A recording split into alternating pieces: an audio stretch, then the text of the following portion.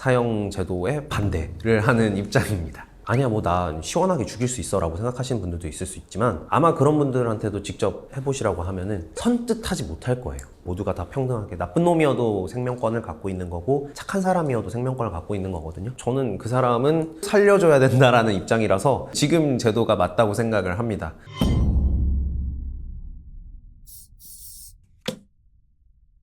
안녕하십니까.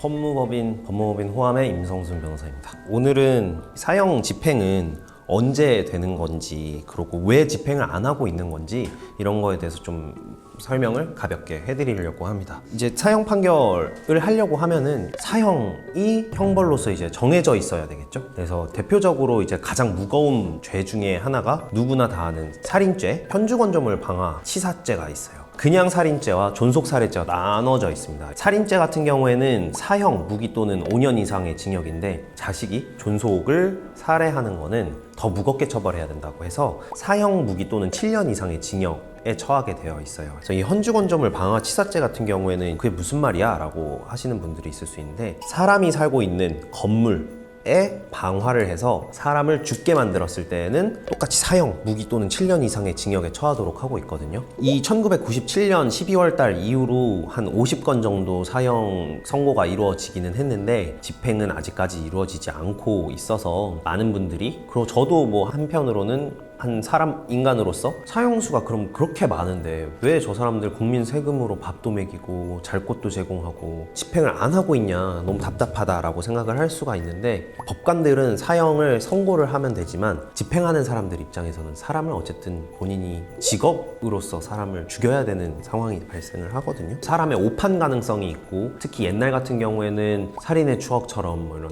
강압적인 수사 뭐 이런 걸로 거짓 자백을 받아내거나 수사가 제대로 이루어지지 않았을 가능성도 많았기 때문에 이거를 함부로 사람의 생명을 앗아가는 결정을 하기가 좀 어려웠었던 것 같아요. 이거는 제가 예전에 공부를 하면서 좀 봤었던, 사형 집행하시는 분들께서 굉장히 많은 트라우마를 겪는다고 해요. 총살형도 있을 거고 교수형도 있을 거고 여러 가지가 있을 텐데, 어쨌든 나는 직업적으로 내가 이 사람을 사형을 집행을 해야 되는 사람이기 때문에 내가 공무원으로서 국가의 의무로서 뭐 이렇게 이 사람을 집행하는 거니까 일을 하는 거다 라고 바깥에 있는 사람들은 그렇게 생각할 수 있죠. 제 자신이 누군가를, 이 사람 나쁜 사람인 거 알아요. 사람을 죽이는 행위니까. 일본 같은 경우에는 여러 명의 사람들이 앉아있고 버튼을 동시에 누르는데 어느 버튼으로 인해서 죽게 되는지는 아무도 모르게끔 설계를 해서 실험도 했었는데, 참여했었던 사람들 모두에게서 다 트라우마 증상이 있었다고 하거든요. 죽여야 하는 입장에 있는 사람들로서는 굉장한 정신적인 트라우마를 겪기 때문에 아니야 뭐 나 시원하게 죽일 수 있어 라고 생각하시는 분들도 있을 수 있지만 아마 그런 분들한테도 직접 해보시라고 하면은 선뜻하지 못할 거예요. 실제로 하면 그건 또 다른 문제라고 저는 생각을 하고, 이게 외교적인 문제도 있다고 해요. EU에 가입을 하려고 그러면은 사형제도가 다 폐지가 되어야 되는 거고, 그래서 유럽연합에 있는 국가들은 사형제를 이제 집행하고 있지 않은 국가들인 거죠. 2011년에 범죄인 인도에 관한 유럽협약에 가입은 되어 있기는 해요. 그래서 사형 집행을 하지 않겠다라는 서약은 했다고 하거든요. 사형제 자체를 없애지는 않았지만 하지 않겠다라는 서약을 함으로써 협약에도 가입을 하고, 외교적인 문제도 있기 때문에 집행을 할 수 없는 부분들도 있는 것 같습니다. 그럼에도 불구하고 우리나라는 그냥 사형 집행 다 할 거야 라고 한다 그러면은 너희는 그런 비인도적인 제도를 집행하고 있는 국가이기 때문에 우리는 너희하고 외교 관계를 맺을 수 없어, 이렇게 되면은 또 국가적으로도 손실이기 때문에 이런 것들도 다 고려를 하는 것 같습니다. 이런 여러 가지 문제들 때문에 해외에서도 사실상 이렇게 사형을 집행 안 하고 있는 나라들도 많이 있고, 같은 맥락에서 우리나라에서도 거의 30년에 가까운 기간 동안 사형을 집행하지 않고 있는 걸로 알고 있습니다. 이 사형제가 그러면은 헌법에 위반되는 거냐? 어쨌든 사람의 목숨을 앗아가는 거니까 국가가 사람의 목숨을, 생명권을 좌지우지하는 입장이 돼서 할 수 있냐, 이거는 헌법 정신에 위반되는 거 아니냐라는 이유로 3차례 헌법 소원이 제기됐었거든요. 1996년에 한 번 있었고 2010년에 있었고 비교적 최근인 2019년에도 있었어요. 근데 2019년에 헌법 소원이 제기된 거는 아직 심리 중에 있고, 2010년하고 1996년에 있었던 헌법 소원에 대해서는 다 합헌 결정이 이루어졌습니다. 뭐 그때도 보면은 96년에는 7대2 합헌, 2010년에는 5대4 합헌 합헌 결정이 이루어졌거든요. 헌법 소원이 이루어졌을 때 이게 위헌 결정이 나기 위해서는 헌법재판관은 9명으로 구성이 되어 있어요. 9명 전원재판부가 다 구성이 되지는 않더라도 6명이 되어야지 위헌 5대 4가 나온 것도 6명이 나오지 않았기 때문에 합헌 결정이 나온 거거든요. 합헌 다수 의견은 사형은 죽음에 대한 인간의 본능적 공포심과 범죄에 대한 응보 욕구가 서로 맞물려서 고안된 필요악이다. 그러니까 어쩔 수 없다. 이렇게 사형제를 유지하지 않으면 정말로 이 악한 인간들이 겁을 더 안 낼 거다. 이런 거죠. 그래서 어쩔 수 없이 우리가 필요악으로서 두어야만 하는 제도라고 그 이유를 밝혔고요. 위헌 의견을 밝혔던 분들의 의견을 좀 정리를 해보면 사형 범죄 집행해도 실제로 줄어들지 않았다. 그 예방 효과가 입증되지 않았고 실효성이 그렇게 있지도 않다.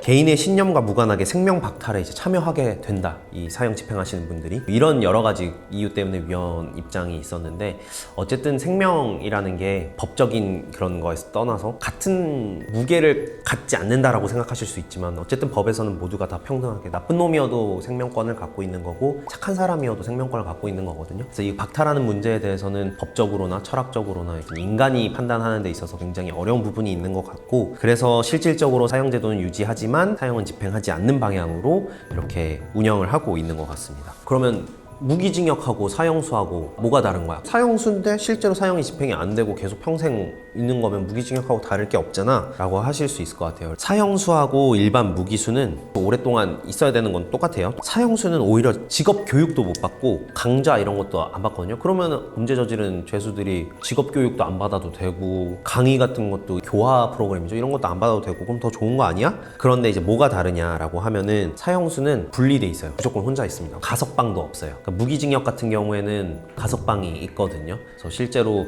우리나라의 교도소가 많지 않아요. 그리고 깜빵에 들어가고 있는 사람은 늘어나는데 나오는 사람이 없다 보니까 이 모범수들 그리고 형량이 좀 꽤 오래 찬 사람들을 이제 대상으로 심사를 해서 가석방을 해주고 있는 실정이거든요. 근데 사형수는 안 됩니다. 사형수는 나갈 수가 없어요. 가석방 없는 무기징역이나 다름없지 않나 라는 생각이 듭니다. 저는 좀 사형을 집행하면 안 된다는 입장이거든요. 실질적으로 사형 제도를 집행하고 있지 않는 지금 현 제도가 맞다고 생각을 하는 사람인데 인도주의적인 차원이 아니고요.